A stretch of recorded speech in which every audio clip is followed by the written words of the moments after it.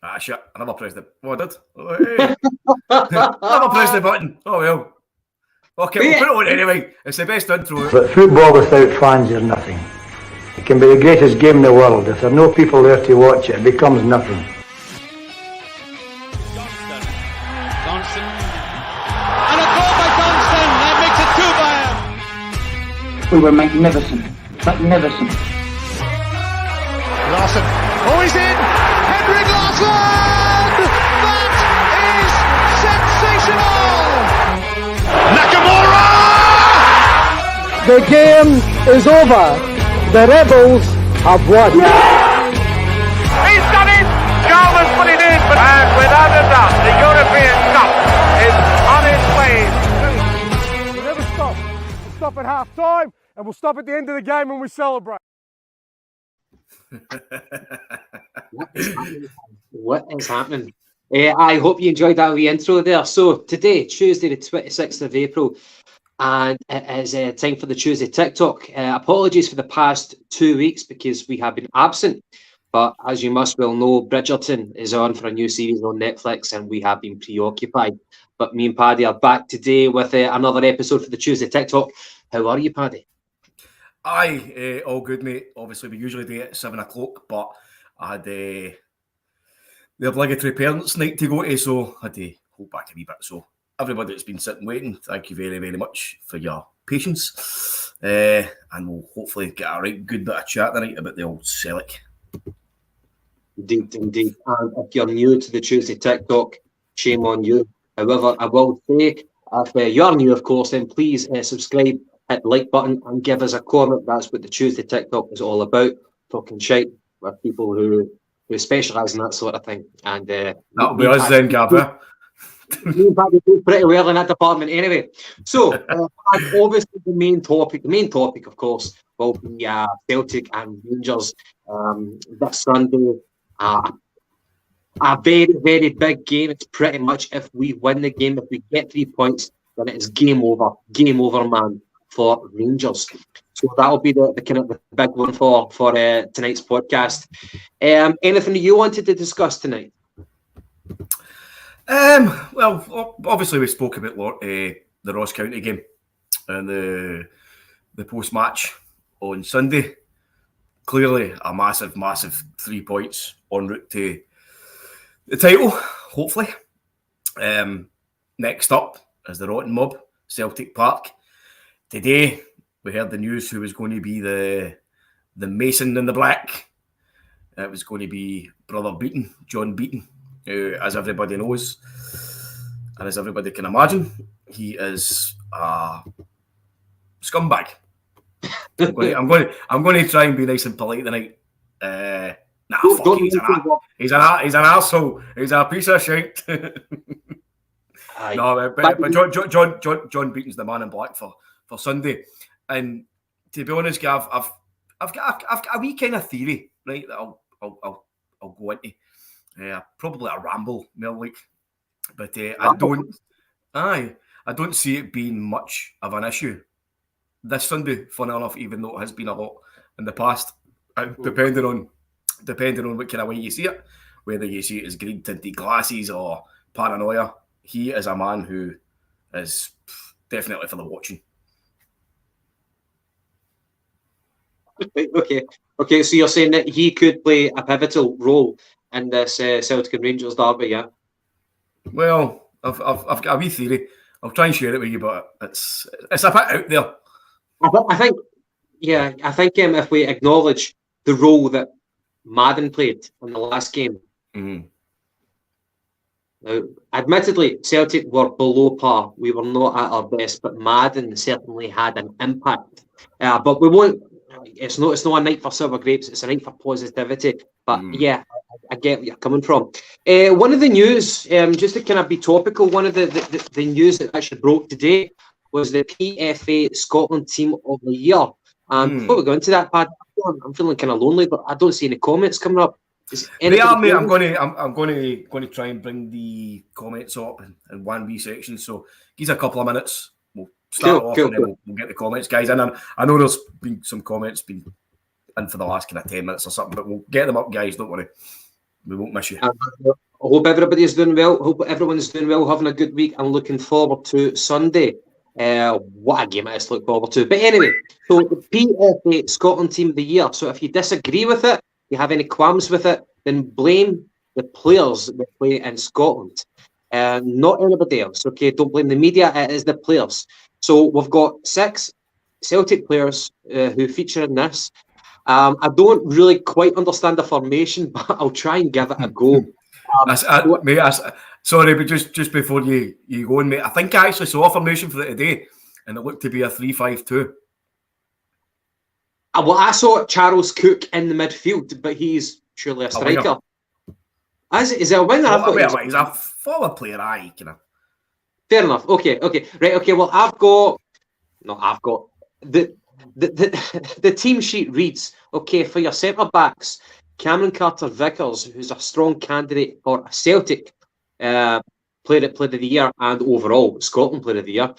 And John Suter. You've got Juranovic and Tavernier. John Suter? I'm going to say John Suter. Now, from the Hearts fans who I have heard bleating, and that's what they do, they're saying that the people like Greg Halkett and whoever his teammate is, they've had better seasons than Suter because John Suter's been injured a fair bit.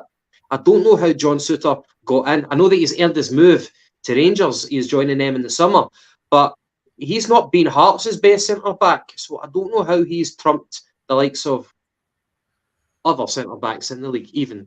Well, I mean, surely, Gav, you look at the stats, mate. And I know sometimes we don't like to go into stats too much, but the stats are there for all to see, and that Celtic's got the best defensive record in the league. So you would imagine that a partnership who has pretty much played every single game of the season together, Starfelt and Vickers, that should be your partnership. But I think what they tend to do with these is obviously there's 6 Celtic players in the team. They obviously try and even it out somewhere, Not so much putting in Rangers players, but they try and put in players from other teams in the league. Remember, it's the players who voted for this. Oh, is it? Oh. All right, well, I'll talk shite then. Aye, okay. So Juranovic, Carter-Vickers and Tavernier and Craig Gordon in goal. By the way, I don't have any qualms with Craig Gordon in goal. I know that obviously we're very much happy with Joe Hart, but Craig Gordon has been tested far more. If you're going to be the Hearts goalkeeper rather than the Celtic goalkeeper, you're going to have more shots to save. So I've got no qualms with Craig Gordon. I think he's acquitted himself very well, and he's having, you would say, an extended Indian summer. Hi to everybody. Hope he's all doing well. Happy Tuesday. Happy Tuesday. Right, Paddy, moving on to the midfield. You've got Rogic, Callum McGregor, and Charles Cook. Charles Cook has got 13 goals for Ross County, which is a phenomenal feat. However, I thought he's not on 13 for quite a while, but I don't want to take any credit away from the guy. He's done very, very well. So McGregor, Rogic, and Charles Cook. Any qualms with that?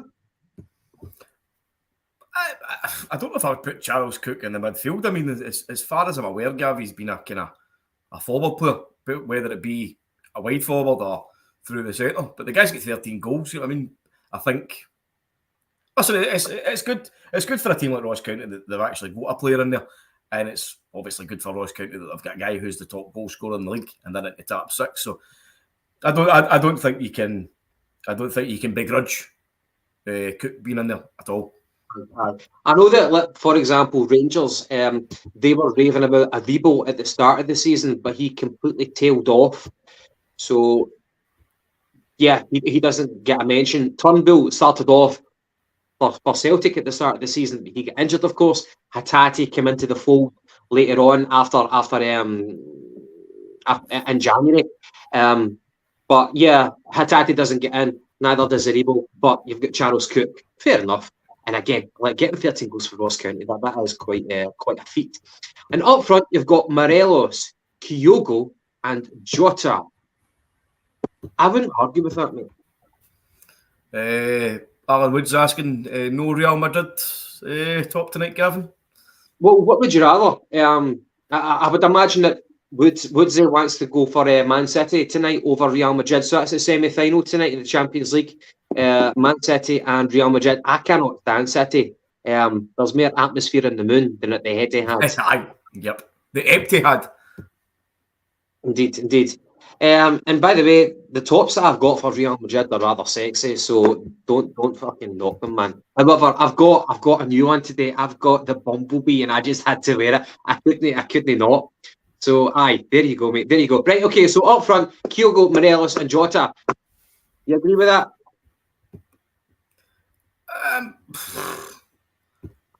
Abada doesn't get in, maybe. Yeah. Listen, that is what it is. I really don't like to see me triangle heat anywhere near it, but so and I guess that would kind of lead me on to my next point. See, just before you do, Gavin, my apologies for cutting you off, pal. There was an earlier comment from Palman, my friend over in the Netherlands. I'm going to leave this question to you, actually, because I've got absolutely no clue. Hello, Jungle Gyms. Everything all right in Scotland? Yes, mate. Thank you very much. Tomorrow it's King's Day over here. Do you have a King's or Queen's Day in Scotland? I'm excited for tonight's podcast, by the way. Greetings. First of all, fuck the Queen. That's my 2 pence into that conversation, Gav. Okay, so you're chucking that hot potato over to me. I appreciate that one. Right, okay, so Palman, I hope you're doing well, and I hope you enjoyed the celebrations in the Netherlands when it comes round. So from what I've heard is that we are actually getting, maybe not for some people who are self-employed, but I think on the 2nd of June, there's a possible bank holiday that's going to happen because it's the Queen's Jubilee. So that's a bank holiday which will happen, and if it does come into effect, then I will have the day off, and I'll probably set up an effigy, a burning effigy. I'm only joking, but a lot of us on a certain group of good-looking people in Scotland and in Glasgow don't really celebrate the Queen and her Jubilee and that sort of thing. Each to their own. I don't really. Each to their own, but no, for me, I don't give a fuck about it. Aye. So maybe the 2nd of June, a bank holiday for some. But that's a new one. Because it's a Jubilee. But we are not really a pro monarchy. Aye. Yes, independence all the way. Get away from the fucking royalist bastards. Yeah, indeed. And their inbred mixture. Parliament, thanks again for tuning in. We've always got interesting comments. Right, okay, Paddy, so we spoke about the PFA Team of the Year, and again, that's not the pundits, that's not us as the fans, it's the players who are voting for that. So the next one is, I'm going to ask you, is Ange the overwhelming favourite for Manager of the Year? And I'll just kind of caveat that with the fact that Dick Campbell, who's a manager of Arbroath, has done a tremendous job for Arbroath this season, but they did get beaten by Kilmarnock. And that means that they're not going to finish as champions of the Championship division. So they're going to have to go through the playoffs in order to actually get to the Premiership, and they're a bunch of part-timers. So if you kind of put that into context, it would have been I would have actually said fair enough if Dick Campbell actually got them promotion through season winners, through the league winners, but he's not went through that route. So does that make Ange the overwhelming favourite for Manager of the Year? Without a shadow of a doubt, he's come in to a club at a time when it was rocky, to say the least. He's come in the door late. He's had to basically build an entire team. He's brought in 12 new players. He's had, excuse me, so much pressure to contend with. He's had so much kind of absolute rubbish flung his way. He's had so many doubters. A lot of us, including myself, for the get-go, was like, who the fuck is this guy? You know? So for a unknown quantity to come in, change the fortunes of a team who was on a massive, massive downslide after last season, turn things around, build a cup-winning team first of all, and then now to be on the cusp of winning a double excuse me, I think's a phenomenal achievement. I think if he'd have won the treble, that would have been him up there with some of the greats that have managed Celtic. But in terms of domestically this season, Gav, it's been a phenomenal achievement. Should he go on to win the league, which is looking very, very likely. And there would have been some people putting a mortgage on it that he would have been sacked after Christmas or before Christmas. And no, look at where we are. Can't disagree with you. I read the quotes from John Yates, like the original Yogi, and I can't confirm it 100% if it's definitely his words. So probably the quotes were that he was talking about Ange, and he was actually giving him credit, but he did say in an interview that managing in Australia and Japan,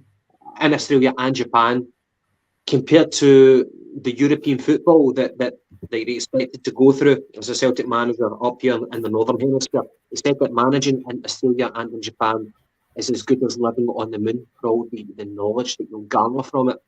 And I don't want to criticise that legend, John Yogi Hughes, because he's in our top 10 goal scorers of all time. He's a massive legend for the club.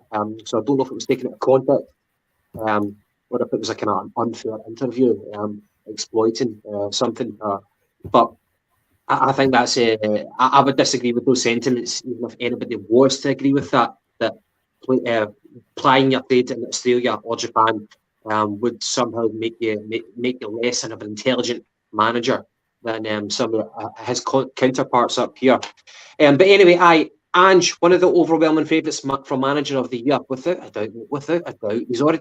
He picked up the first silver at the first time of asking for the hurdles that he's had to overcome, apart from as a family man, settling his new family into Glasgow. The hurdles that he's overcame and not bringing any of his backroom staff with him, relying on what we had at Lennoxtown. I think he's done miracles, and he's harnessed the relationship between the fans and the club, and not many people could have done that. And the way that he handles the media, the way that he handles the media it's something to behold, mate. It really is, mate. Not just on the park. As I say, if you look at last season, right, and I don't want to kind of dwell on last season, but it kind of leads into everything that Ange has done so far. You look at how fractured the relationships was between the club, the management, and the fans.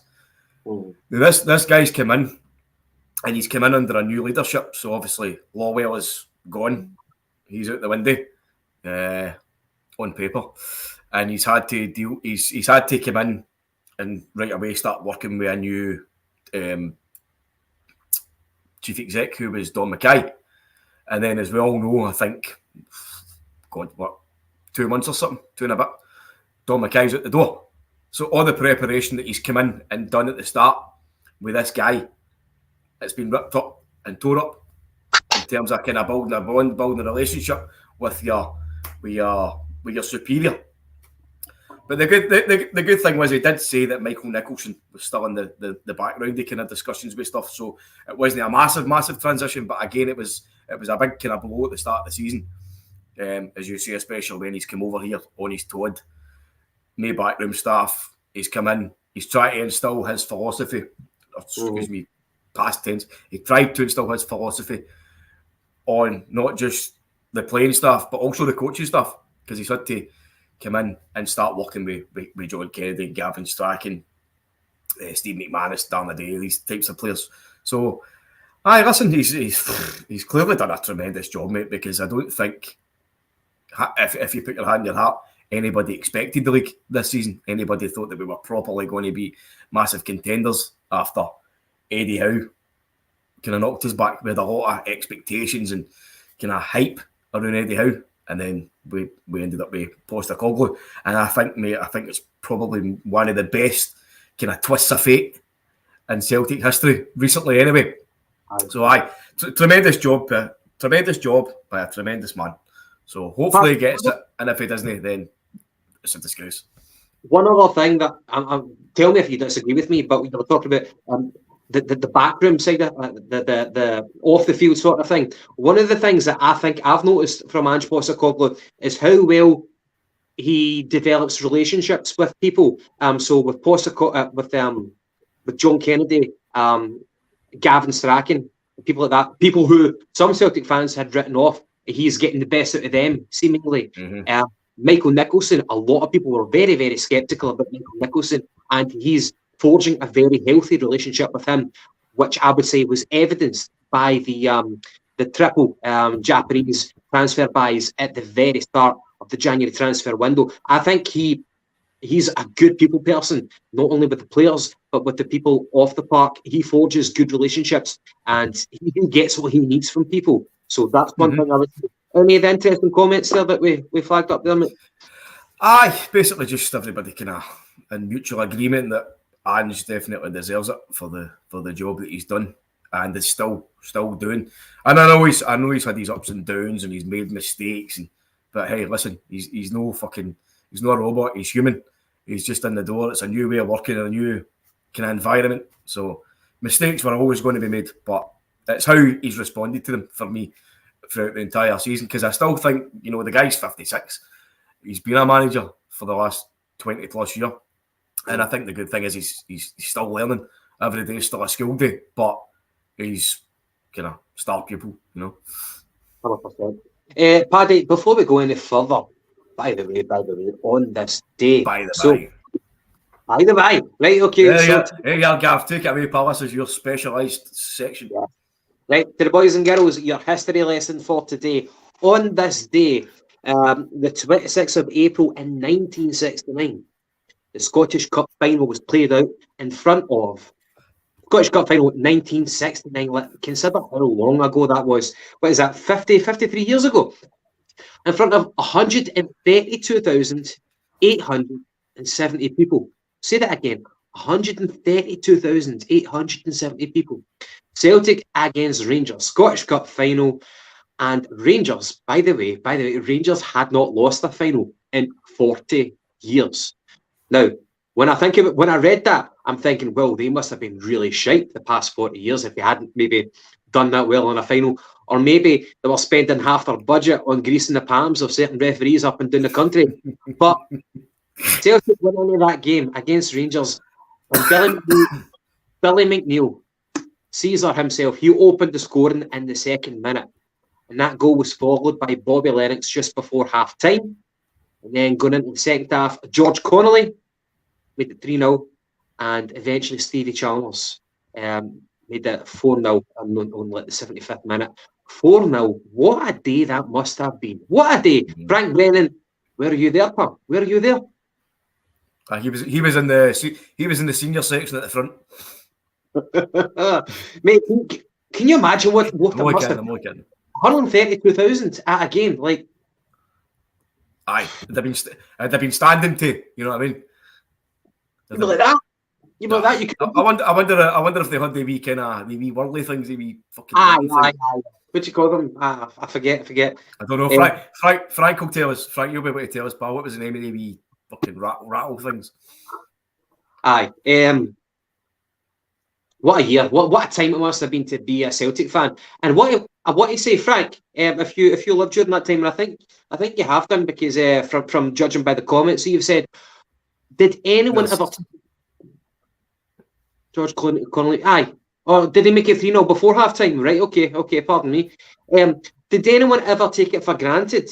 Like watching those players, what I heard was whenever you went to a Celtic game back then, it wasn't a case of, are you going to win?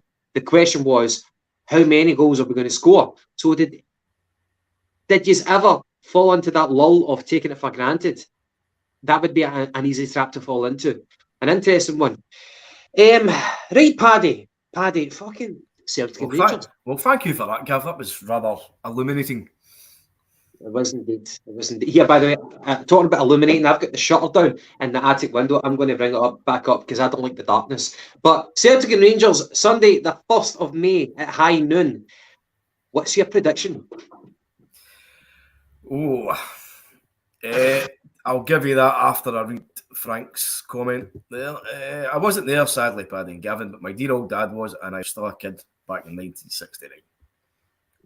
Good for you, man. Good for you. Predictions for Sunday. Right, I'm going to be... In fact, I'm far forward, and we should probably talk about what you're expecting of the game before. Well, it's actually going to tie into the same answer I was going to give, Gav. I was going to say I was going to be quite controversial, right? But there's nothing really controversial about it. It's just a kind of different opinion.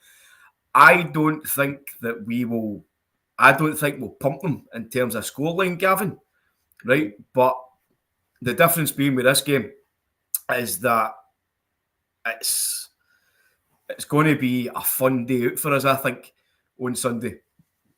You hear me out? Okay, so you're predicting the fans to bring the party atmosphere rather than the tension, because the tension is right. Okay, if we win, it's all gravy, but if we lose, then it's tension. So you're predicting the party atmosphere.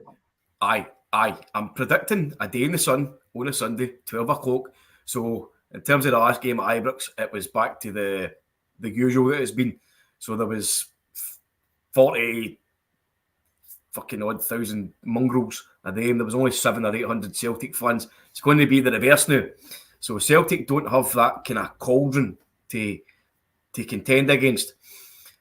I think what you're going to see, Gav, I think you're going to see the ultimate Ange Ball football on Sunday. As I say, I don't think it will be a massive scoreline, but I think you're going to see the entire Celtic team actually having fun playing football. I think they're just going to let it all loose. They're going to be nice, calm, and collected, and just go out and play exactly the way that they want to go and play. You know, I don't think that they're going to have to come up against a wall of attack for Rangers, so they're not going to have to focus on being ultra defensive. In that respect, they'll obviously need to defend at some spells, but I think it's going to be a really, really enjoyable game for Celtic supporters. And just getting back to my earlier thing that I was going to say about Brother Beaton. I won't go too much into this, right, because it's just an idea. I know some people would assume, I sound like Hugh Keevins here, assume. Yeah, very well done. I like that. What was I saying there? Generally, I would think that Beaton could have been a deciding factor, the way that Bobby Madden was in a game when it was more important to the other side. Now, I know obviously this is an important game for them, right? But it's pretty much cut and dry that we're going to win the league. Unless by some cataclysmic fucking anti-miracle that we totally throw it away and get beat every single game after that by X amount of goals, and they win every game by X amount of goals, we will win the league. So I think that Mr. Beaton will be quite lenient in terms of his cards and decisions against Celtic, right? And I'm saying that because if he doesn't cheat against Celtic, to put it bluntly, when we win, there can't be any kind of repercussions by people saying that, oh, John Beaton's a cheat, because he can just turn around and say, well, look at the decisions that he's got in the last game. In a game where it's no spectacularly of any importance to the Sefco. And it makes sense in my head, mate. I know what I'm saying, but it might not make sense to yourself. So just tell me to shut up. Right, okay. So am I right in saying, tell me if I'm misreading you or I'm mishearing you, you think that he will be lenient with the cards in favour of Celtic, just in case there's any repercussions, in case we shine the light on him and it reveals cracks of bigotry? I think it's a perfect setting for them to kind of have a wee bit of skullduggery. Okay. Well, I would say that there's going to be a heightened focus on the referee this time, in light of how Bobby Madden refereed the game at Hampden. Obviously, there's no sour grapes. Rangers won the game. It could have went either way, but Madden didn't have his best game. So, are you think that Beaton, in light of that, will be a wee bit more slightly more favourable to Celtic, or do you think he'll just play it down the middle, just be a professional? I would hope. I don't. I don't mean he'll be more favourable towards Celtic. I think he'll be less favourable than he would usually be towards his chosen team. Okay. Right, so before I actually ask you about your expectations from Celtic, the lineup, how we're going to play, how the game is going to unfold, I want to ask you actually about Rangers, though, your expectations, because there are closest challengers in the league, and apart from the 3-0 game at Parkhead, all the games have been tight affairs against Rangers this season. There's no denying it. Okay, so what was it? 1-0 at Ibrox to start off the season. Yes, we beat them 3-0 at Parkhead. Then we beat them 2-1 at Ibrox. And then we get beat 2-1 in extra time at Hampden. So they've all been quite tight affairs apart from that 3-0 game. So I wanted to ask you, with Rangers, they've got, help me out with this, they've got Roof, who's out injured. Morelos out injured. Ramsey is out injured. Balogun, the centre back, he is red carded. He's going to miss the game unless they fucking appeal it. And Hilander, he's out as well. So, is this one of our best ever possible opportunities to beat Rangers, especially if you take into account that they're playing on Thursday in the Europa League? Is this one of our best opportunities that should beat Rangers? And if so, what do you expect that their danger men will be? Well, out with us performing as we can as a team, Gav, I think on paper I would say that we are pretty favourable. Clearly, when you think that they're going to be going to Germany, and you would imagine they're going to have to run the legs off themselves if they want to get a result, or even if they're behind or whatever. And coming from Thursday to Sunday, you know, they're coming in with a depleted team, but tough shit, that's just the way it goes. We've had to play them with depleted teams. So I don't care what kind of team they put out. I don't care if they put out a guy with one leg. One knee, Ian Durant, one knee. We'll play them off the park and we will beat them and we will win. We won't mathematically win the league on Sunday, but if we beat them, the league is won. Right, okay, I want to break down the tactics if we can for the game. Okay, so one of the main battles that I see is Ryan Kent down the left wing against our Anthony Ralston right back. And before we do that, you've got Ferd Rossler saying Gav, they could play their best team and Celtic would still beat them. I would bloody well hope so, mate. Like, I think on paper we're the overwhelming favourites. If you could be a catches later guy, oh, where are you off to, mate? Where are you off to? Catches, are you heading already? Are you ready to watch the Real Madrid and Man City again? Aye, bear them in, Gav. We're on late tonight. Very true, very true. Right, okay, so one of the battles I see, one of the key battles is Ryan Kent down the left wing against Anthony Ralston at right back. Now, I thought Juranovic, Schools, Ryan Kent, and the 3-0 game at Parkhead. But how do you think Ralston will do? Right, well, see when you talk about Kent, the Kent's had the kind of the autonomy of having the legs against the last kind of couple of right backs he's come up against for Celtic when they started to build some momentum, if you want to call it that. It was up against Lustig, who was literally, he was as slow as shit. He probably had spent one more season too much at Celtic. And everybody could see that he had lost a couple of yards of pace and his recovery running wasn't that great. And then John Joe Kenny came in and didn't have the best of times either. But as you say, Juranovic had an absolute blinder against him. And he was able to, even when Kent managed to get by him, Juranovic's recovery pace and positioning was more than a match to get back and give him a couple of sniffs. This guy's a one-trick pony for me. He does a wee shuffle and then runs inside. So if you can take him out of the game by getting yourself into the best position to either track him back or keep him on his left-hand side, then you're doing well. Obviously, Juranovic is out, so I'm looking forward to seeing Ralston absolutely smashing him. And I mean, physically, I'm talking about going through him like a ton of bricks because he is the bricky. Okay, so you think the best approach is smash the cunt? Yes, Gav. That's exactly it. That was exactly what I was trying to say, mate. Right, okay, so the reason I'm labouring on about this point is that I think that Kent is more likely to get some change Ralston rather than Juranovic. I think Juranovic is a wee bit more cute. Ralston's obviously a physical player. But again, if Ralston shows him onto the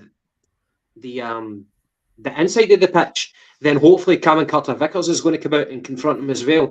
So they need to be working in tandem, Cameron Carter-Vickers and Ralston. So I hope they do. Otherwise, Kent might have a bit of fun. He's the one of the few threats I think that Rangers have got. The good thing is, Gav, you've got Carter-Vickers on the right-hand side of the central pairing. So even if he manages to cut inside, you've still got Vickers on that side to even use that physicality as well. So on the right-hand side, you've got two very, very physical guys. On the left-hand side, I think Starfelt's the one who he's really starting to grow on me as a player. I know he's not the best, but his work rate is great, and I think he's starting to be a lot more intelligent now with his positioning. I think he's starting to use his physicality as well. And I don't know if it's just me, Gab. I thought he looked a bit bigger at the weekend. He looked as if he's been fucking putting in a couple of hours in the gym. But other than that, he's been defending really, really well. And again, that comes back to continuity. We're having two guys playing with each other week in, week out, and they know their positions. They're built that bond, So he's going to need to put up with who are you talking? Fucking Sakala, maybe coming through the middle, and they'll have Aribo playing on the midfield right, or maybe forward right. I don't know, but Aribo will be there, and Aribo's a physical player. But yeah, I've got faith. I've got faith on the left wing. I was just wondering about Kent against Ralston, how he might fare, and I'll hope that him and Cameron Carter-Vickers work in tandem.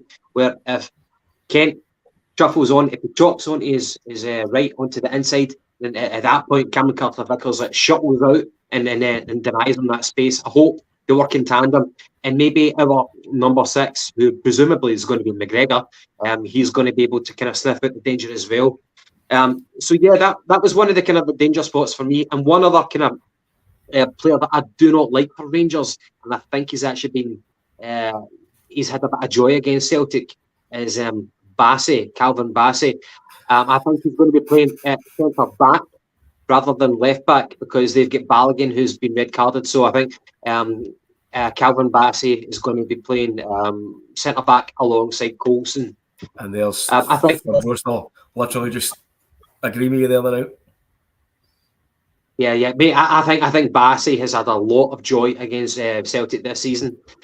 Even the 3-0 game in the second half, he was playing at centre back, and then he moved over to left back in the second half, and it was Abada who destroyed Barisic. But as soon as he came up against Bassey, he was having no joy whatsoever. It was like man against child in terms of physicality, and Abada had no answer to Bassey's destructive runs down the left wing. So Bassey,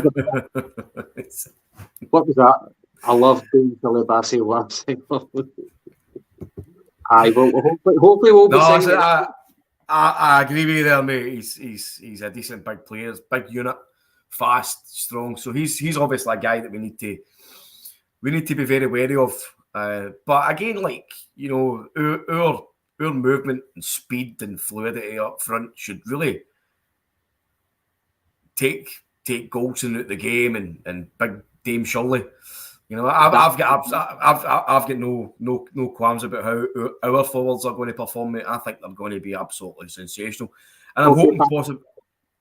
Well, sorry for interrupting. Unless you've got a different point, but I was going to say, if we're talking about the centre backs, if it's Goldson and Shirley Bassey, then who do we start? Kyogo or Giacomakis? Oh, there's a shout. I personally would be starting with Giakoumakis. Okay. Because he's a guy that can go in there and go and ruffle up the feathers. He can take the game to them. He can drag them. He can use that physicality. He's obviously he's a penalty box striker as well, but he's brought in an element in his game recently that he can hold the play up. He can bring others into play and he can stretch it.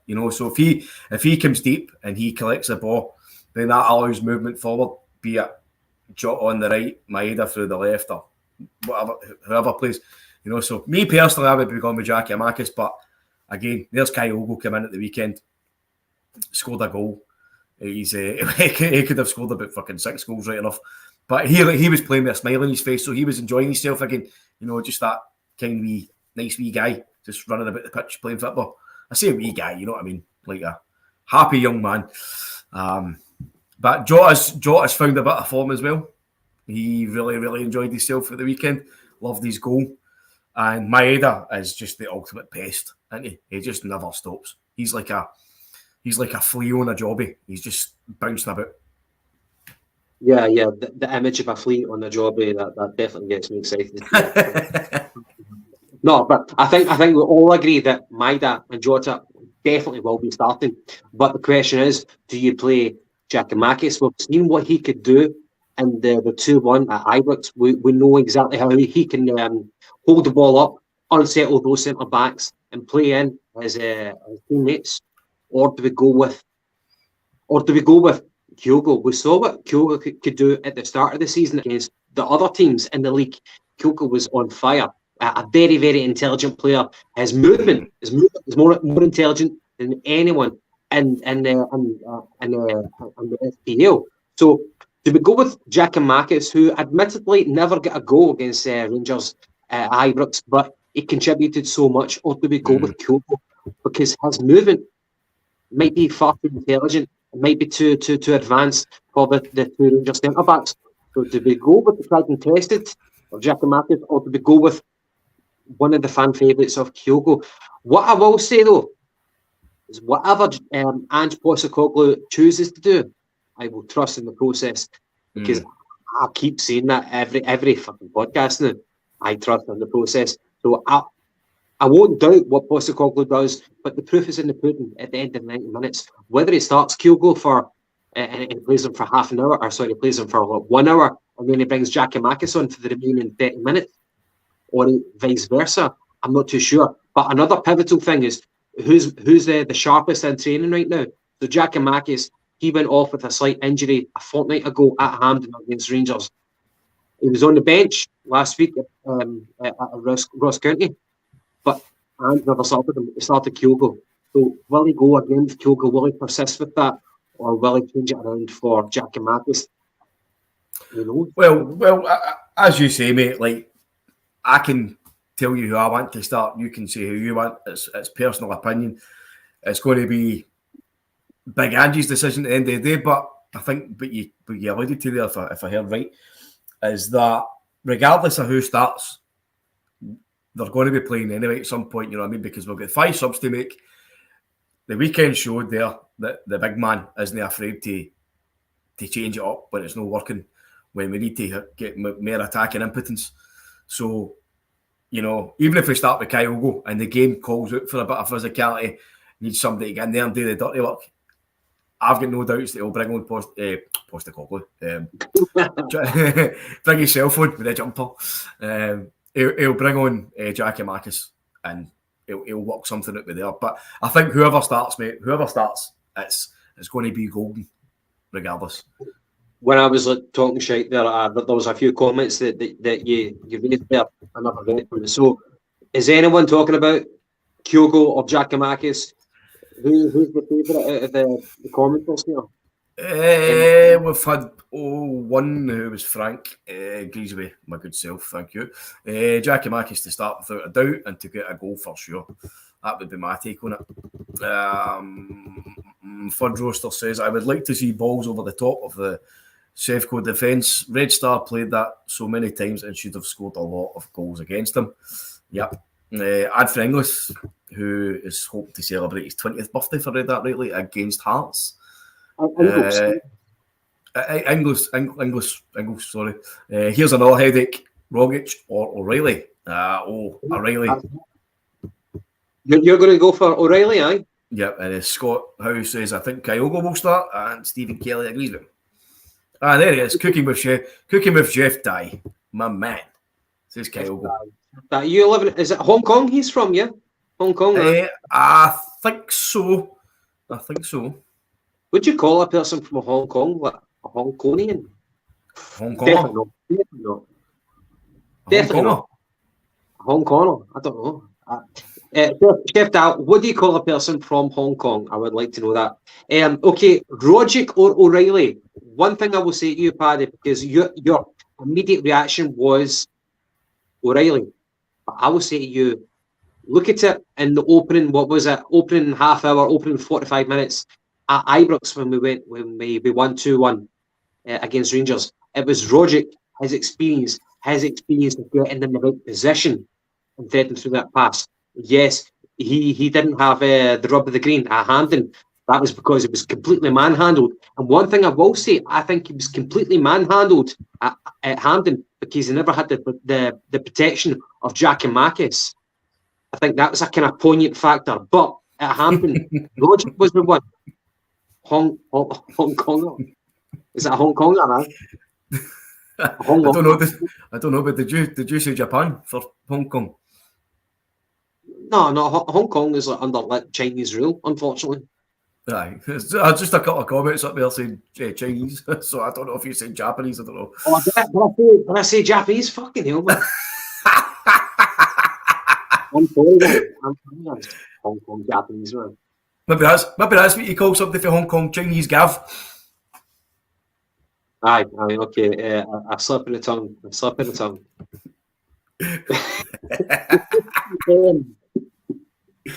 Aye. Fucking call me out when I'm wrong. Okay, Rogic or O'Reilly? My point is Rogic's experience in the Old Firm games was paramount at Ibrox. Mm-hmm. But would you start O'Reilly? Yes, I would. I can't believe I said Hong Kong is fucking Japanese, man. I don't know if he did. I don't know. It's just a couple of people are laughing on the side there saying Chinese, so I don't know if he maybe did. King Kong, maybe. Listen, I know what Rogic can bring to the table. He's a guy who can unlock defences. He can turn in a phone box with Gemma Collins. He can score. He can bring guys into play. He's big, strong as well. He's good on the run. But I think for this game, Gav, I would really actually like to see O'Reilly starting because I think he's looked brilliant. I think he's looked strong. He's looked physical. He's technically good. His passing's great. His eye for a pass is great. I think as well the other thing that's swaying it for me is because I think he's pretty good at corners, and I know obviously you're not going to get every single corner absolutely bang on, but his delivery's good. And we've scored against them, with a set piece for Vickers. So I'm hoping to see more of corners getting into Vickers, Starfelt, even Ralston.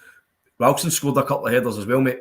You know what I mean? So we need to start using that to more effect. And if Big Giakoumakis is on as well, that's another guy to go in and play the old roughhouse. So aye, just for that, mate, I would be going with O'Reilly. But again, if Rogic starts, I think the bigger burning question here is, does Hatate start? Well, just to kind of finish on that last comment about you justifying the O'Reilly case, I think you make a great point for it. The one thing I would say is that if fuck up. So I don't know if you're a cheeky bastard tonight. You're on the rum. No, it's just about to max me up and never do rum. I don't like rum. It's bad. Right, if O'Reilly plays, if he starts, and if he makes a difference, then that would be a coming of age kind of match for O'Reilly, and that would endear him to the Celtic fans, especially for next season, and that could maybe put him in favour of Rogic. So yeah, good case that you make, and a kind of coming of age if he does do the business. But if not, then you would probably harken back to Rogic could be the main man for that because he's done it in the past. But again, mate, like it's one of the ones. See, regardless of who starts, you're still probably going to be happy to see the player who starts, be it Rogic or O'Reilly, be it Kyogo or Giakoumakis. That's the beauty about this squad now, is that you're going to have faith no matter what Ange Postecoglou does. But that's what I'm saying. Like, so say like a player was out, say Kyogo was out injured, and Giakoumakis comes in. You're not going to be going, oh fuck, Giakoumakis is playing today. Like, even our backup players or players who are currently the second pick or the current second choice are still great options to bring in. Very good point. And channeling my Pat Nevin with the fucking pen here that I'm waving in my hand. You want that pen shoved somewhere you don't like, pal? Fuck you, pal, man. That'd be a painful one. For any orifice, even for a fucking ear.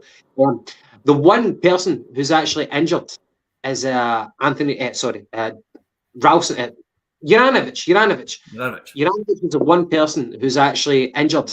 And out of all the deputies that we've got in our squad, the one person that you probably trust to do very, very well as deputy is Anthony Ralston. I think a left back, put it this way, left back, if Taylor was injured, Scales would come in. You're like, Scales is a completely unknown quantity. If it was like Cameron Carter-Vickers or Starfelt and Welsh had to come in, you're like, I'm not too sure about that. But with Juranovic being out, Ralston coming in, we can feel very, very confident with that. So that's a poignant point. Out of all the people who's going to be injured, it had to be Juranovic.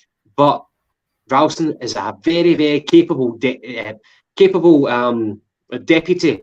And I think Ralston still got more assists and goals than Ryan Kent in the league. Correct me if I'm wrong. Mate, I've already put my head in the chopping block in certain conversations and said that I think Anthony Ralston will play an absolute blinder on Sunday. I've put a bet on that he's going to score anytime, along with Starfelt. So hopefully I'm sitting on Sunday night, 3 points in the bag and a fucking millionaire. How much money have you put in this? Starfelt and Ralston to score? I can't tell you that one, mate. I can't tell you. There's a certain person watching who doesn't need to know my finances. I'm sorry for asking. Okay. So Rio Hatate, after his interview, he was talking about the mental fatigue, the physical fatigue, and who can blame him after winning a league in Japan. He has to come over to Scotland, and he's been handed the welcome task of winning another league, which he's helping us with, and we're almost there. So Rio Hatate, he's been flagging a little bit. I love me bits, and I spoke about him in the last podcast, and I kind of harkened back to the comments that Dan Orlovitz, the Japanese American journalist, had mentioned. He says, "Take care of him. You know what I mean? Don't be too harsh on him. It'll come good for you." That sort of thing. He kind of alluded to a precocious. Like, of course, mate. Read between the lines. Read between the lines. So a precocious mentality with Rio Hatate. He said, "Don't be harsh on him," and I'm trying not to be harsh on him. However, he's been flagging maybe more so in the second half of games. Mm-hmm. I do not think he enjoyed himself at Hampden. But would you start Hatate? If you wouldn't, then what would be your midfield?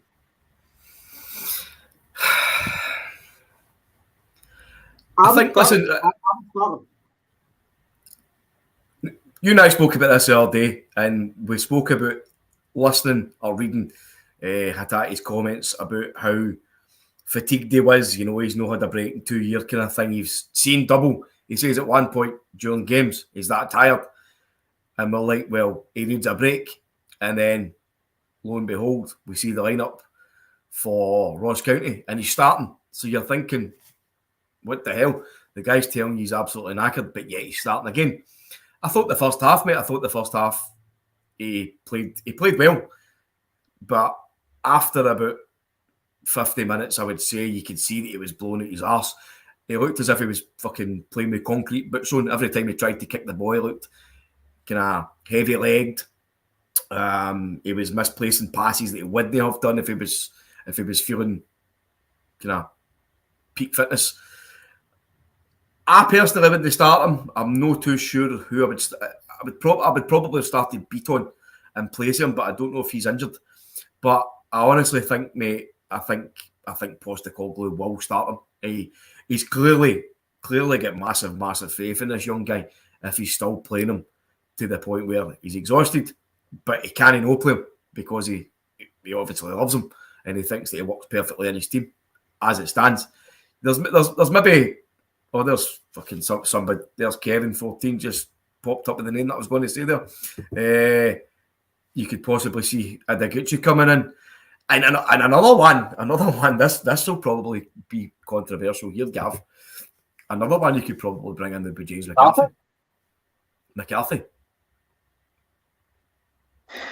You could bring in James McCarthy because they're obviously going to go down the same route. The opposition team I'm talking here, they're going to go down the same route as they tried in the semi-final with Lundstrom trying to come in with the bite and dig and the fouls and this and that. I agree with comments earlier on. I agree with comments that's been said for the last few weeks and however long. I still think we need a kind of an enforcer type player in midfield.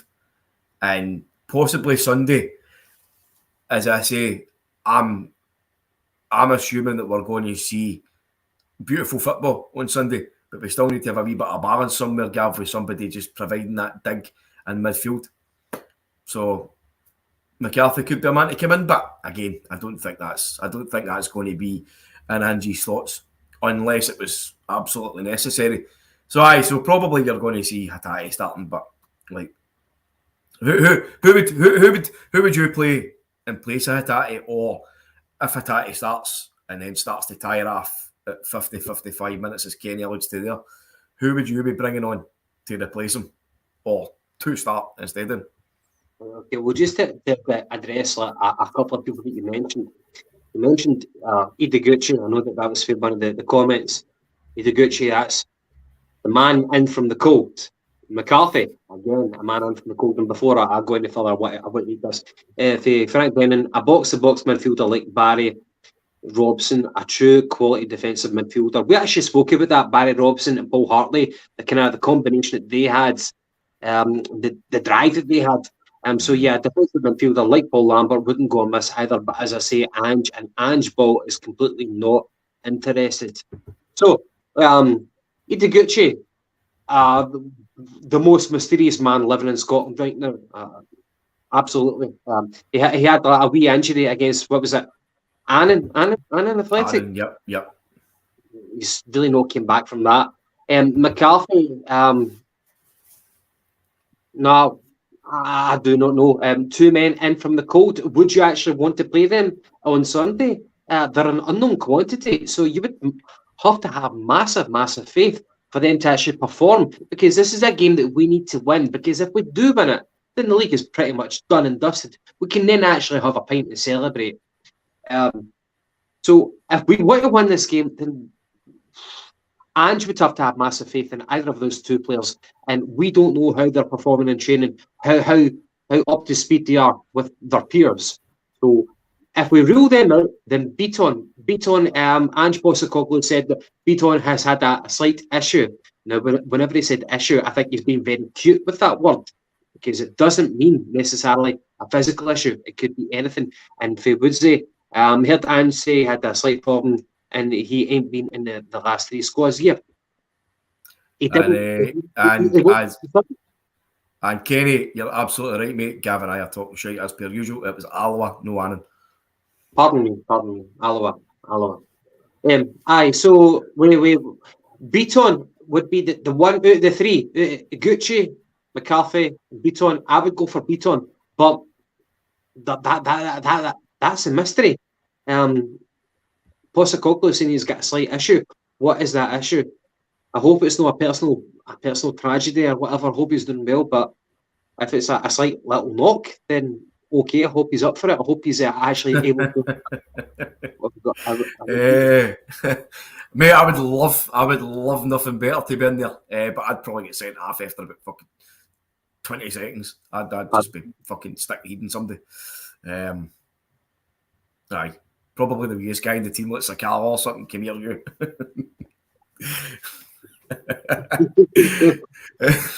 No, the fuck me. I'd be right after lunchtime. I'd be like, you get a bastard, you're getting it. Look, what I would do, I would start Hatate, and if Hatate starts flagging, I would bring on. But it depends how the game is going. If we're losing, then you bring on Turnbull. But if we're winning, then you bring on. Jesus, I forgot about Turnbull. But then you bring on Beaton. It depends how the game is going. You know, I don't like hypothesizing how. Like, you bring on that sub at 30 minutes, you bring on that sub at 25 minutes ago. I don't like people rhyming off things like that. You do subs as the game is going. You play it by ear. That's what subs are for. It's not pre-scripted. I would start Hatate if Hatate is still doing well in training. If he's not, then I would start Turnbull if Turnbull is doing well in training. If not, I'd start Beaton. Well, what we'll do is we will ask everybody that's still watching, which is great. Thanks very much. I know the football's on and that, so thanks for sticking with us. You guys put in the comments who you would start in midfield. I know there's kind of a lot of debate about Hatate and that, so who would you start instead of Hatate, or who would you bring on when he starts to tie or whatever? We've had a lot of comments. Frank, I'll answer this one, the new pal. Where are we? Sorry, Paddy. The signing of McCarthy was only ever a complete disaster, and particularly on a 4-year deal, and we're going to see even less of him next season that we have this season. Total waste. Aye, listen, mate. I'm not in any way disagreeing with you. I'm just kind of trying to think. Like I said this on a podcast with Dale for the Celtic supporters podcast the other day. Like, even though he's not been playing, we still know the guy's qualities. The guy was a top-notch player.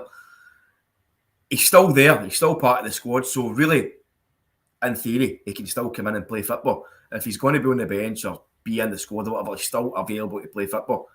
So I don't know whether he's just not getting up to speed or doesn't fit in with the style. I really don't know. But sometimes you would need to bring in guys like McCarthy, like if we had an injury crisis or whatever. So he's still there. He's still part of the team now as it stands. But listen, I agree with you, Frank, and anybody else who isn't happy with how the McCarthy signing has panned out, because I'm sure we all had a lot of high hopes on him. But there's a couple of guys coming in with our team selections who are Ewan, Boy Martin, McGregor, Hatate, and O'Reilly will start. I honestly think, I think O'Reilly's going to start. Joe Paul says Beaton, O'Reilly, and Calmac. Obviously, Calmac's going to be he's a fucking sure starter. Would they start Calmac, Hatate, and O'Reilly in midfield? What are people saying about Giacomakis or Kyoto? What's that, mate? What are people saying to up front, Giacomakis or Kyoto? I don't know. Tell us, guys, what do you think? Stephen Kelly says O'Reilly and Turnbull in. I'm assuming that's going to be Calmac, O'Reilly, and Turnbull in Stephen's team. Chrissy Boy says Hatate has to start. Look at his performances at Celtic Park the last time we played them. By the way, what a performance. Absolutely, mate. But again, we're talking about Hatate, who has come out and said that he's knackered. He's played 2 seasons without football. He's played 2 seasons without having a break for football, and he's shattered. But again, if Postecoglou is starting him, then we kind of need to sock it up and go out with the manager soon.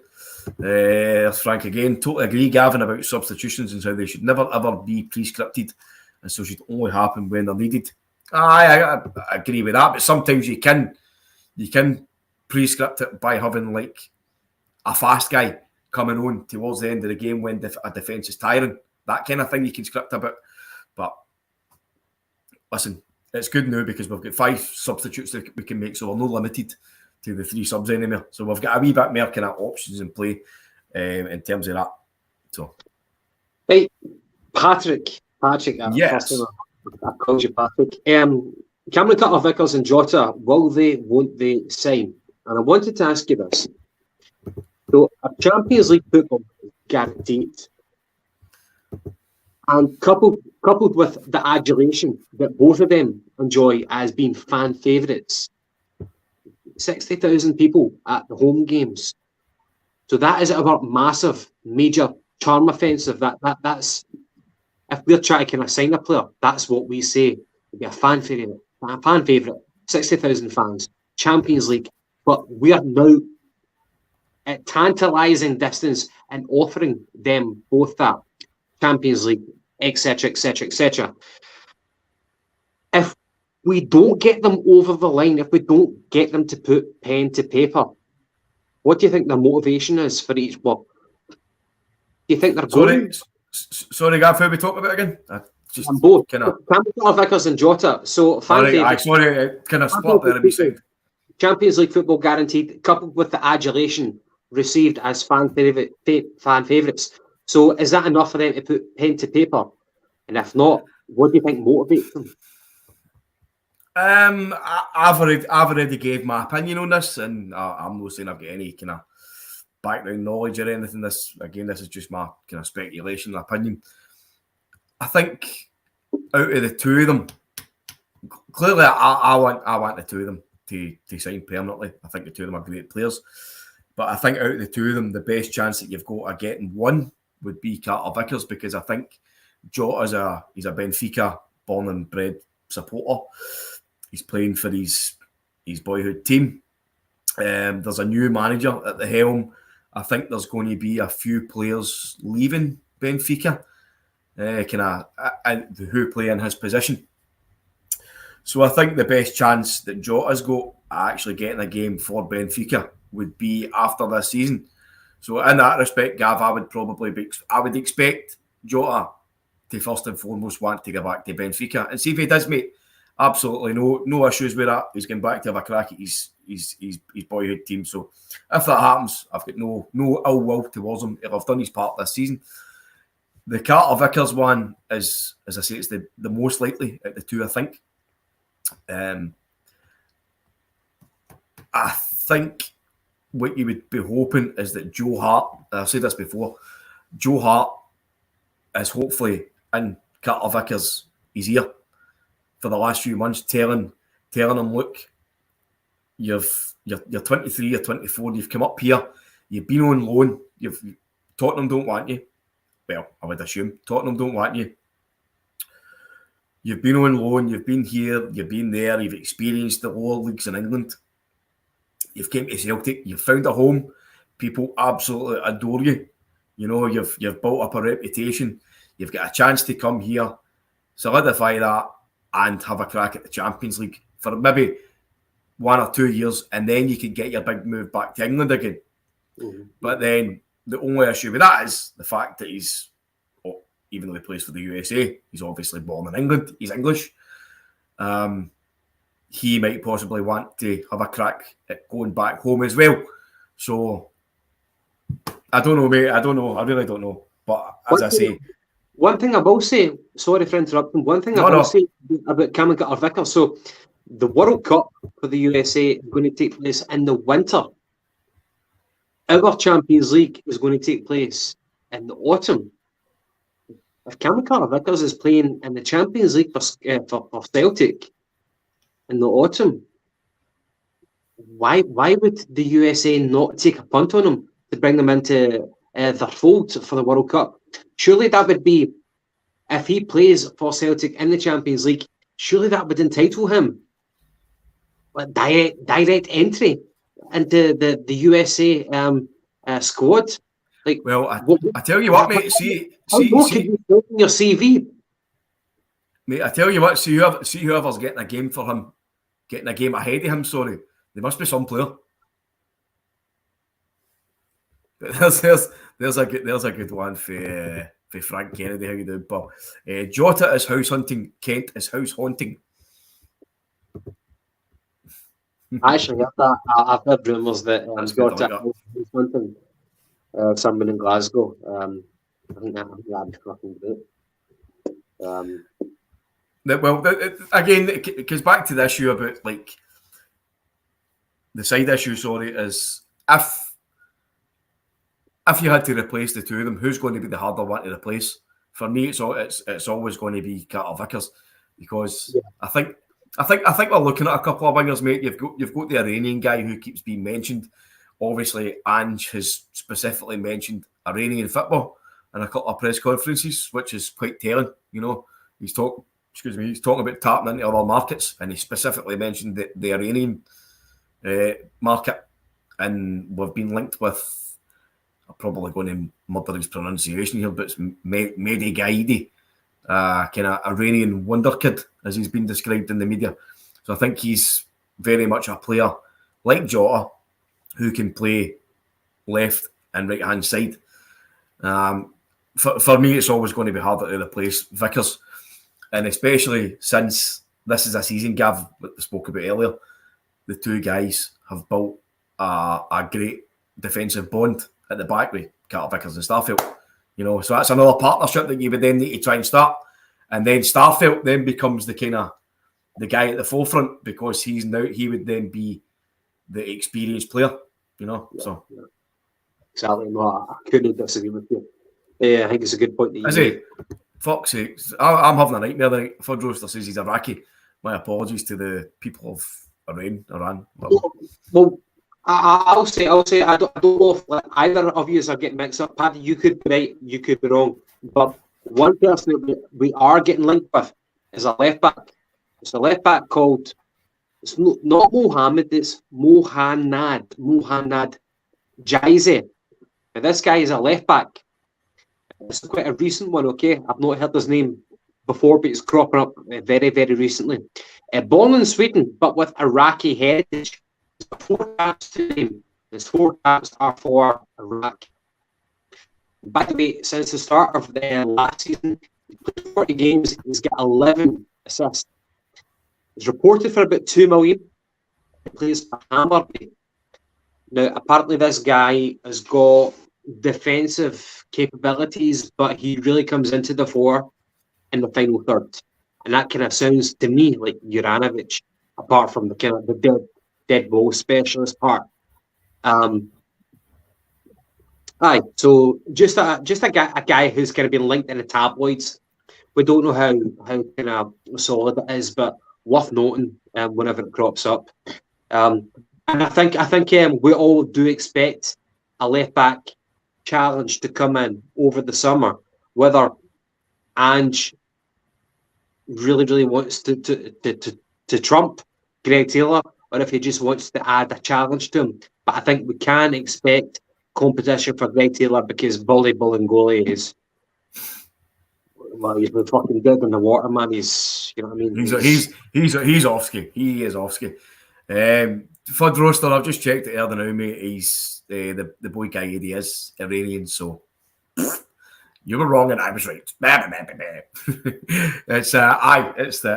probably where the two will get mixed up, mate. Is the left back who's the Iraqian? Is that right, Gav? An Iraqian? Iraqi? I would just say Iraqi. Iraqi. Listen, no, we 100%. We need another left back. Be that competition for Greg Taylor or somebody who's on paper better than Greg Taylor, because you've saw the kind of the fruits of having two quality right backs this season. Ralston started the season kind of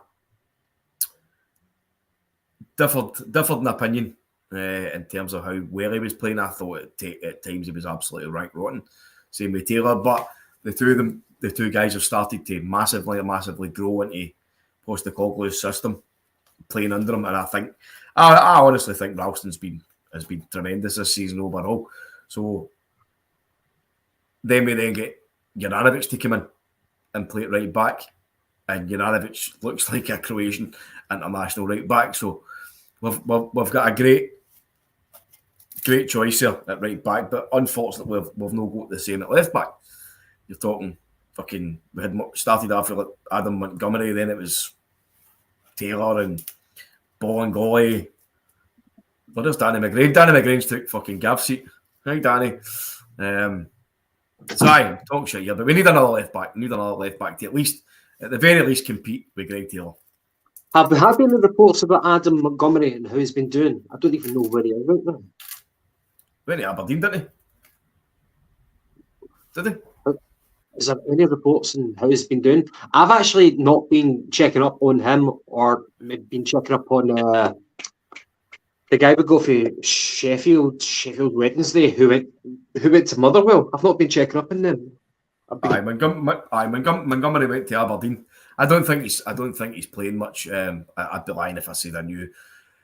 Hopefully he's gaining some experience. Liam Shaw, as you say, went to Motherwell. I don't think that's going exceptionally well. Probably because Motherwell are exceptionally shite. The boy Uragide, Uragide, I kind of half know about how he's doing. I think Ostend, that's the team who actually bought Jack Henry from us. So Uragide is at Ostend, and they're kind of interested in taking him, making a deal permanent. We've got Red Scotland, mate. I hope you're doing well. Ralston has improved dramatically his crossing into the box from open play. He needed to improve that, and he has. And as a result, he's now even more of a viable option ahead of Jura. Even Red Scotland, by the way, about a month ago, I've got a weird memory. A month or two ago, you actually said that you were going to do some type of yoga activity. You are roped into it. So, if you're still watching, how's the yoga doing? Let us know. Paddy, I've got a question for you. There's a very good question popped up as well, mate. Well, you batter him your question, mate, and then we'll answer that one. That's a very good question. I'll start with that. Julian has got 1 year left on his contract. So what do you do if you're Celtic, the employer, if you're the businessman, if you're Michael Nicholson, or if you're Ange Postecoglou talking to Michael Nicholson? Julian must be ripping up trees in training in order to convince us to renew his contract. We've got 12 months left in his contract. So I think if he's not ripping up trees, and evidently he's not, because he's not actually broken up the partnership, Starfelt and Cameron Carter-Vickers, I would imagine that we will try to sell him. I think we will sell him. I just think it's a bit suspect, mate, that he's not had more minutes than what he has, especially since he's come back. Listen, these things can happen to players, Gav. They can get an injury that keeps them out for so long, and then it takes them a hell of a long more time to come back for that. And bear in mind that Julian's kind of on the way to 30. I think he's 20. He might be 30 actually. He's definitely 20. That'd be a very good age for a centre back. Aye, and see if he's been out. I think it was fucking December 2019 he got the injury. So he spent a lot of time out of the game. Could that injury have done him? You know what I mean? It's happened to players before in the past. They've had a really bad injury and they've just never really recovered to the same levels they were previously. Fucking guys like Ronaldo. A guy that I was actually watching last night as well, a guy called Gianluigi Lentini. I don't know if that name rings a bell, Gav. Lentini, aye. Who did he play? He was the most expensive player in the world in the 90s. This is harking back to my football Italia days. He was the most expensive player in the world. Signed for AC Milan for Torino, and during the early part of his second season, he crashed his Porsche and nearly died. Ended up in a coma. When he came out of his coma, his balance had totally went. He was a winger. He almost looked a bit like a big Samaras kind of figure. Beautiful big winger. His name is Lentini, Lentini. Gianluigi Lentini. Look that video up.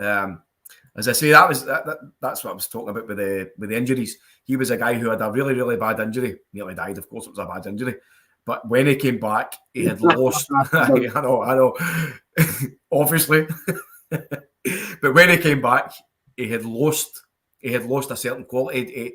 He actually had a bit of brain damage, and it fucked his balance. So being a winger, you're all about balance. As well.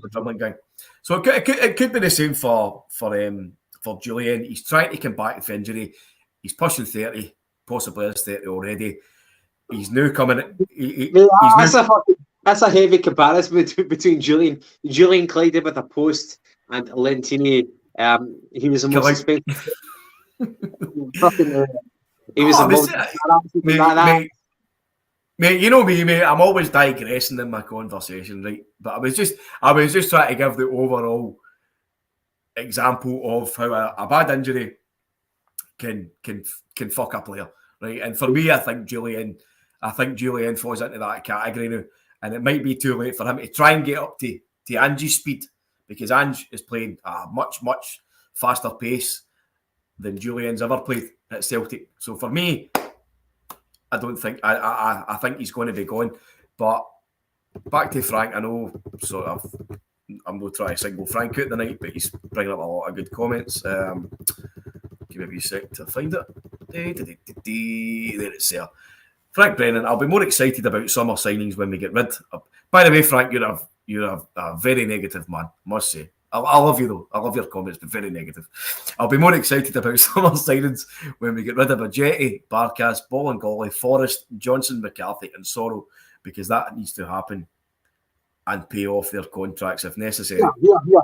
Frank, that sounds like positivity to me. Like, bring that back up, man. Bring that back up. For fuck's sake, you're kidding. That seems so positive to me, to get rid of that amount of deadwood, man. I would love that, by the way. If I was at a football club, I would feel like 10 stone lighter if we get rid of all that shite, because I bet you, that's a ball and goal.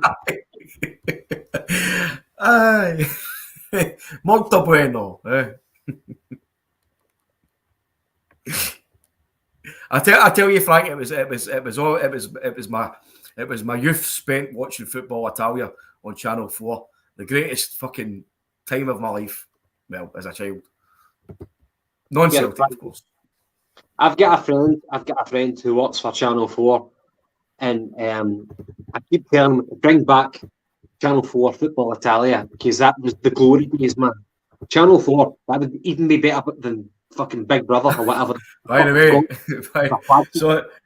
sorry to fucking butt in again. There's a comment here for a new poster, I believe, so thanks to this man for joining. But this man's got a great username. I'm just going to bring it up. Good evening to yourself. Since you've been gone, 2012. Absolutely love that. That's brilliant, mate. Well done. Good evening to you too.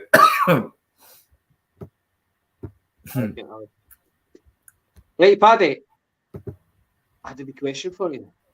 Yes. What changes behind the scenes would you like Ange to implement? In terms of what? Well, apparently John Kennedy and Gavin Strachan are not liabilities. He's actually able to work with them. He's brought in that guy McElhone. Yes. Yeah, okay. Anton McKellen.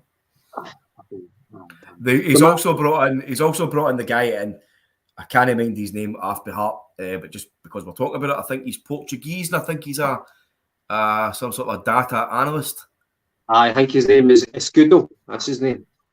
Oh, that's a great name. Escudo. Escudo. That I'm taking the piss, but that's what the Portuguese currency was before the euro. Escudo. Does it? Oh, there you are. You're a fountain of knowledge, mate. John Timoney, another new commenter. How you doing, pal? What's our new Japanese players going to be like when they've had a rest? By the way, that's a great question. Does Maeda need a rest? Is he allowed a rest? Do we just charge him at night? Do we fucking plug him into a socket? A good question, but he needs to rest. We need to rest those eyes. Right. By the way, to answer your question, mate, I'm glad that you mentioned Kennedy, right? Because I thought Kennedy might have had a shot at the Hibs job, But he's best pals with Maloney. He's best pals with Sean Maloney. And I don't think if you've been somewhere, a friend who works at Channel 4, I always knew you were a wee arty-farty, Gavin, and all those wee fancy dinner parties you have in the Hindley with all your wee arty-farty chums. Mate, how did you know that I'm up in the West End? I've been outed. No, I was actually going to say I thought Kennedy might have got the job at Hibs, but it seems to be that Roy Keane's going to take the job. Aye, well, I was going to say, by the way, who was that? Frank Brennan, aye? To your knowledge, I live in fucking ran through. Hey, anyway, I was going to say... Posh bastard. Aye, well, it's fucking 2 minutes away from Paisley. No, but John Kennedy is like best mates with Sean Maloney. If Sean Maloney gets sacked for Hibs, then is it likely that John Kennedy would take that job? I don't think so. But what was your point, Paddy? No, just when you said John Kennedy, I was thinking about Roy Keane. I'll try to answer your question. Like, I don't know. Probably what I would like to see happen, possibly, is that we bring in more scouts, because I know Ange has been a massive part of the scouting, if you want to call it. Well, if you want to call it that, yeah, it obviously is. But I think there's only a handful of them, and you're talking about guys like Jay Lefebvre, who I think is operating as the chief scout now. Ange is obviously using his contacts, his database, and I've heard, I heard a comment that Ange's agent was also being a big part of things. So, it would be good to get a few more guys in there, kind of full time, because I know we do utilise a lot of part-time scouts. But just scour the land, get the best signings, go and raid places like Sweden, Iran, Iraq, if you want. Anywhere. I think the biggest thing that we should learn for this, Gav, for the Postecoglou success, is that we shouldn't turn our nose up to anywhere, because that is something.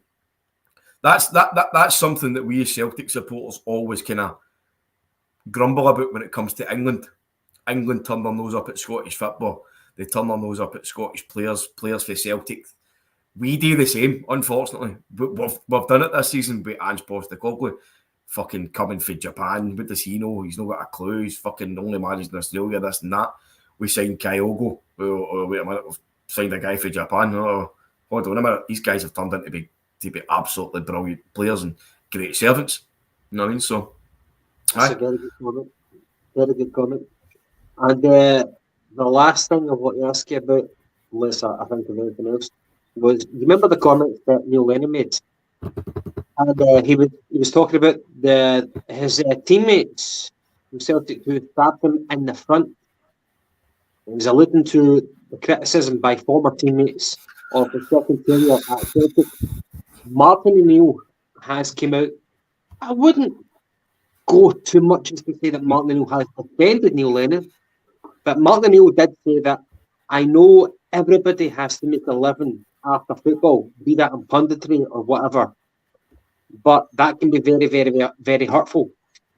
And he said that Neil Lennon was a big leader in the team, so that's very disappointing in terms of hurtful comments towards Neil Lennon in his second tenure as Celtic manager. What do you make of that? We all knew about the Neil Lennon comments. He's apparently doing rather well on the beach in Cyprus right now. But Martin O'Neill has been weighing in with that. What would you say about that? Listen, you and I and Dasbo done. Was McGinty there that night as well for the Lennon? No, he was watching Bridgerton. It was just me. There's the biggest fucking shock in the world. So it was me, you, and Dasbo done the podcast, and we done a Neil Lennon episode, and we tried to hark back to the positive times under Lennon. Obviously, last season. Obviously, last season was a shambles. So if you've not watched it, go back and watch it. It was pretty good, and you could see me biting my lip for most of the programme. But I think I'll answer Martin O'Neill first. I don't see any issue with Martin O'Neill coming out and defending one of his boys. You know, I think we all remember that iconic photo at Ibrox. Martin O'Neill with his arm draped around Neil Lennon, showing his boys some support. So I think it's just exactly the same as what's happening there. But for me, Neil Lennon needs to shut the fuck up. Just shut his face, because he's away to Cyprus and he's still fucking gibbering on about Celtic. He's still gibbering on about how it wasn't his fault, it's this and that, and he was stabbed in the back by his pals. Who stabbed him in the back? Obviously, I know what he said, mate. He said that stabbed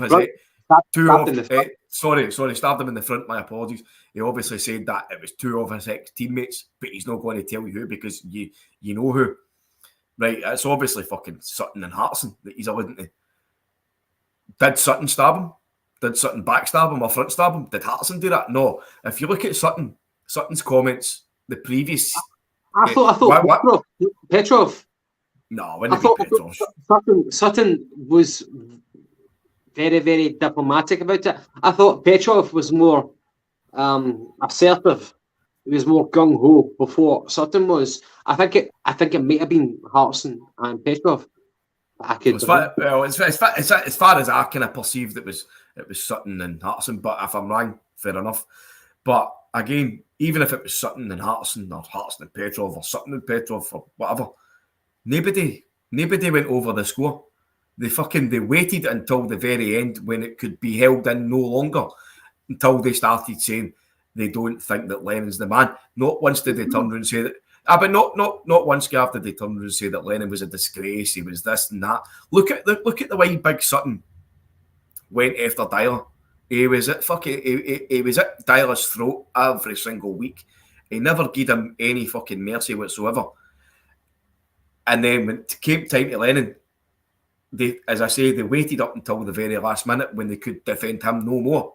And all that they said was they don't think that he's the man to carry on with the job because of the job that's been done.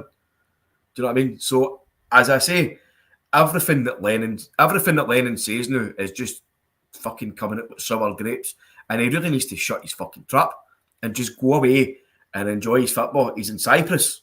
He's still sitting in the fucking West End, sitting in the pub, going, what do you make of that last season? He's away at another club. Go and enjoy the sunshine and forget it, because to be honest, I've started to forget about last season because I'm more interested in this season.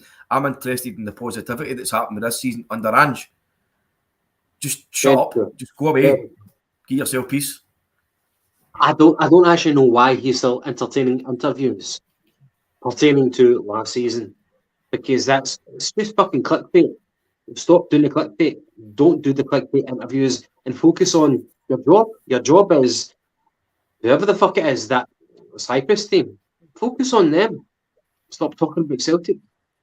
But yeah, if you have misgivings about Neil Lennon, then please watch our back catalogue. We've got a back catalogue, and we do talk about Neil Lennon for. And there's and just on that one, mate, there's Margaret Somerville. How you doing? Thanks for the comments. Love it. Great episode about Lenny. Some of the pundits he's on about there, I think, got nothing but praise for Angelo.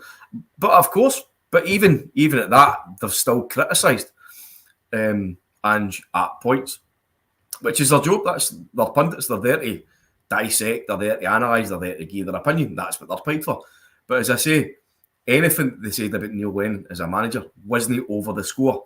Nothing was beyond the pale. Do you know what I mean? So for him, I honestly, I don't know what the issue is. And as I say, I would rather hear the positive comments about Celtic this season, because we're in a title hunt, we're in a title challenge, we're on our way to winning the title, and we don't need to hear comments about last season and who done this and who done that. Do you know what I mean? So let it go, get on with it, and shush. Enjoy your job in Cyprus. The word is clickbait, and Neil Lennon is still clickbait. He needs to realise just to kind of calm it down and don't do that. Don't meander, don't pander to the fucking Scottish journalists. Leave them alone, and eventually they'll leave them alone. And that's what he should be doing. What have we got? Sorry, mate. I'll go back onto that comment for Cinch. Kevin 14. By the way, he got more right to speak about Celtic than any of us. He gave 20 years of his life. Maybe I phrased that wrong, Kevin. I didn't mean to say that Neil Lennon can't talk about Celtic. What I meant to say was that he really should stop going on about what happened last season with Celtic, because now isn't the time. If he wants to sit down and write a memoir or whatever, go and do that. But we're busy trying to win a league. We don't need to hear every other week about how somebody stabbed him in the back or stabbed him in the chest or did this or did that. The timing isn't right. You know what I mean? Stop trying to take the onus away from our football onto fucking nonsense for last season. The wrong timing. And by the way, aye. Guys, if you think we're anyway disrespectful to Neil Lennon, watch back the episode we did about Neil Lennon. I think it was very, very favourable towards him. So please do that. There's a wee comment for Fudge Roaster. Should Celtic approach the newly released Maloney from Hibs as a coach? My answer to that, mate, would probably be no. I think personally that Maloney could do great things for our coaching staff. But if I was Maloney, I would try and get back on the Belgian fucking chain, because they're about to get a World Cup. He left. I think he's kind of. I don't mean he's made his bed, but he's went out on his own and he's showed a set of boys to go out and take over a club, mate. So I think his next one should really be, again, trying to get back into club management. I think probably. But where? Mate, he'll get a job. He'll get a job, because I think it was an absolute farce that Hibs sacked him after 4 months. I think a lot of the Scottish clubs have been far too trigger happy this season, and I think it's fucking shocking, because I want to say shocking, but actually makes it a wee bit difficult for the likes of us, because if we want, for example, if you were to entertain the prospect of Sean Maloney eventually becoming a Celtic manager, him being sacked at Hibs after 4 months, 3-4 months, is not going to kind of strengthen his CV, strengthen his experience. He wants to get longevity at a club, and he's not going to get that if the SPL clubs are so trigger happy. You saw Stephen Glass getting sacked, you saw Jack Ross getting sacked at Hibs, and you've got Jim Goodwin. And Jim Goodwin did very, very well at St Mirren for so long. But if Jim Goodwin, and I know that you'll back me up in this, if Jim Goodwin gets sacked early on next season by Aberdeen, then you'll be like, fucking hell. Like, nobody's got a chance. Tell me if I'm wrong. No, I think you're right for the most part, mate. Hibs certainly was a disaster, because they sacked Jack Ross after getting them into a cup final, you know, and then they tried the experiment of getting Maloney in with fucking Gary Caldwell as his assistant manager. So they went for it. They got rid of experience and went for an experiment. Whether or not the Maloney experiment was working, 4 months is it wasn't that disastrous to be sacked a guy after 4 months, give him a transfer window to bring in players, and then sack them. It's just madness. But anyway, that's the choice that they've made, and I think they probably all go for experience.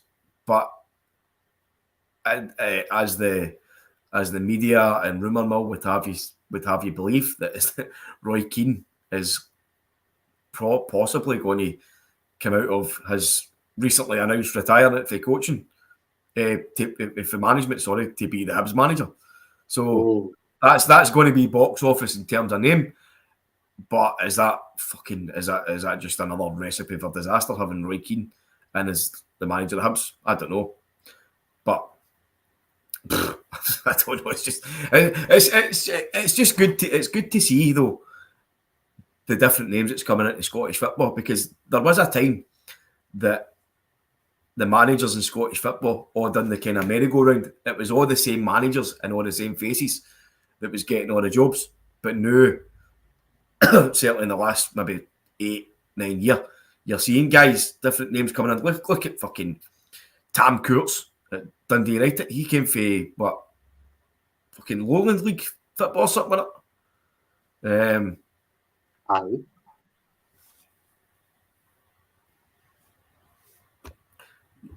Yes, Frank, as I say, the media is suggesting that Roy Keane is possibly going to be taking over the Hibs job again. I don't think he will, because there's no fucking budget. There's no budget to work with. I don't know why he would do it if there's no budget to work with. But Hibs should, I think, Hibs has probably got either the third best or the fourth best budget in Scotland. They're a massive team in the They're a massive team in the capital. So they sold Martin Boyle. Their best fucking player. And what did they replace him with? Like a couple of unknown youth prospects for fucking Bodo Glimt.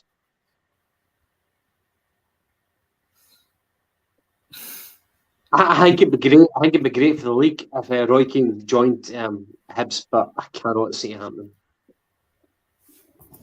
I would love it. I would fucking love it. I need bother Kevin Keegan. Right. Anyway, Paddy, anything more to talk about? We've got fucking Sunday coming up, man. That is a big deal. Anything else? No, mate. I think we've pretty covered a lot there. There's Chilpal Guinness an update on the score. Champions League, it's 3-1 to Man City. I did not see that coming. Fucking hate Man City. But no, listen. I think we've covered a lot tonight. We've talked about the players that was put into the team of the season. It was good to see 6 Celtic players there. Obviously, we're on the eve of a big game.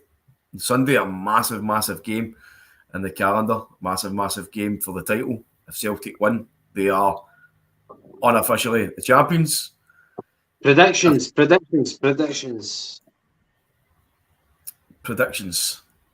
I'm going to go. And by the way, to the viewers, if you want to give me your predictions, I will make a note of them. No. Yes, bring them in. We'll take the piss out of you if you're wrong. Here's one to sell to the record. Pete Scally has just caught Morelos pushing in his bin. Disgusting. I'm going to go for 2-0 Celtic. 2-0 Celtic. Okay. And a massive Oh, there's Stephen Coolhart has just totally agreed with me. Good man. Massive title party. Here we go. Since you've been gone. 3-1 O'Reilly to score first. Alan Woods agrees with that. 3-1 to the Hoops on Sunday. Jim Dolan also agrees with that. Hold on. I'm actually writing this shit down. Alright, okay. Right, hold on. Hold on. Right, since you've been gone. Since you've been gone. He went for 3-1. Right, 3-1 O'Reilly to score first. And Woodsy went for the same thing as well. Woodsy 3-1. Jim Dolan 3-1.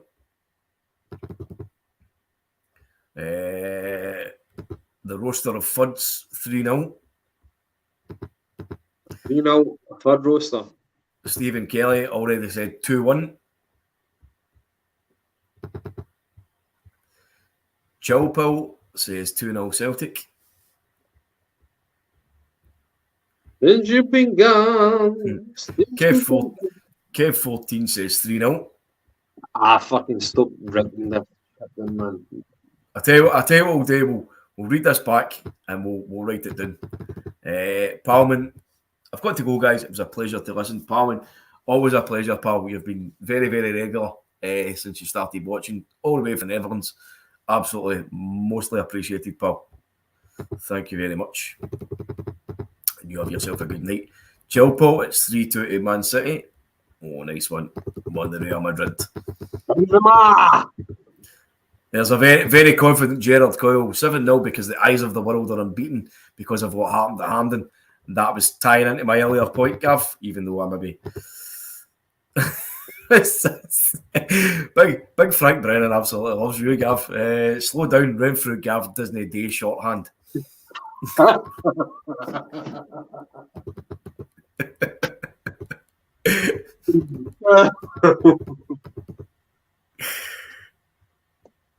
Normally I've got my secretary to do that. McGinty, is that what he's up to these days? Fuck up. Fuck, mate, where is McGinty? Fucking Aye. The Scarlet Pimpernel. You see it here. Maybe that's what we should do. We should maybe start a fucking Twitter fucking campaign to find the missing McGinty. The Shetland hide and seek champion. Man, his coupon is going to be on the back of fucking milk cartons soon. We don't know where he is. We hope he's okay. But anyway, listen, I am going to have to shoot, but it has been an absolute pleasure. All the comments tonight. I hope you had a good wee night. I hope you had a couple of laughs. Frank, did you get Frank's prediction, Gav? No, tell me it again, please. Tell us again, Frank. What did you say? Because I didn't actually see yours. Woodsy, I've got this one down as a bet, mate, for Starfelt to score. I would say what was going for 3-1. What's Frank? What's his prediction? All right, I'll hang about the end of your fucking geezer prediction, Frank. I don't want you moaning. Lisbon Girl, thank you very much. Jim, thank you very much. I know, pal. I know you're new to the commenting as well, new to the watching.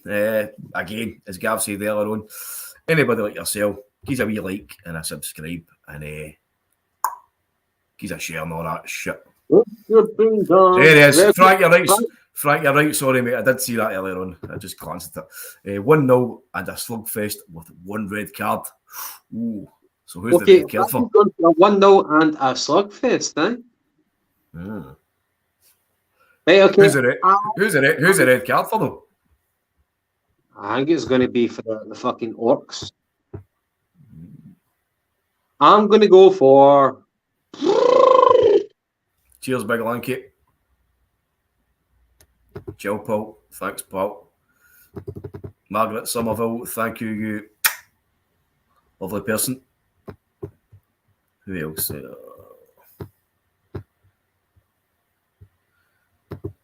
Same as yourself, Chris. Good to see a new face as well. And Frank says 100, of course. That'll do.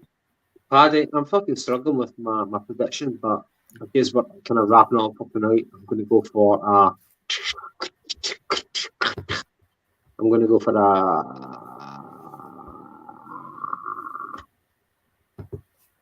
don't know. Gerard Coyle. Good on you. Okay, I'm going to go for a 2-0. 2-0. Scorers. Di Akenio.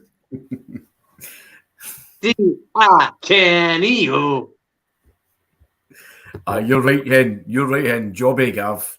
Jobby the Gav. Gav the Jobby. Pete Scally, music, another new guy. Thanks very much for tuning in, boss. Cheers, guys. I'm drinking vodka and Hun Tears on Sunday. What's that Jobby? What's that Jobby? What's a Jobby?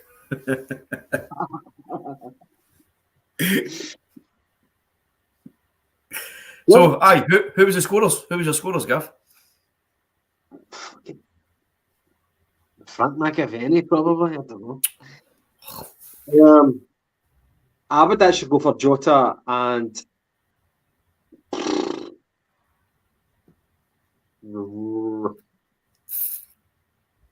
Calmac.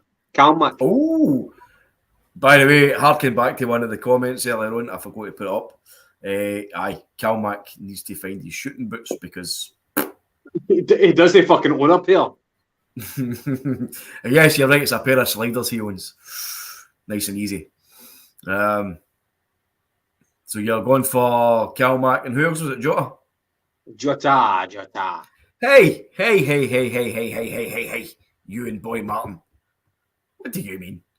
Seriously, who calls a shite a jobby these days? We call it a jobby because jobby's one of the best words. Okay? Depends who you're talking to, man. You know what I mean? Exactly. There's Gerald Coyle. Look, jobby is one of my favourite words. You better believe it. Correct? Thank you. Jobby.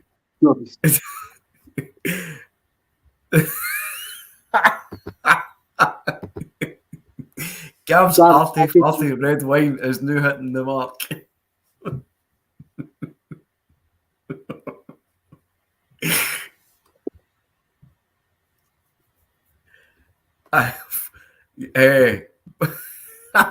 Angelo Tyre, how you doing, pal? I am getting a McGinty tattoo.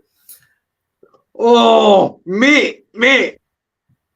If you do, yeah, I recognise that fucking name for a while back, man. Angelo Tyro.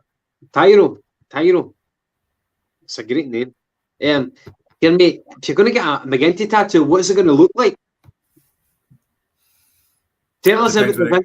Depends where it goes. Could you state with a big fucking question mark beside it, like where is McGinty?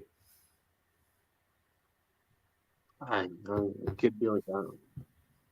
McGinty could be the new Madeleine McCann. Oh, close to the bone. Maybe take offence to that one. I'm actually related.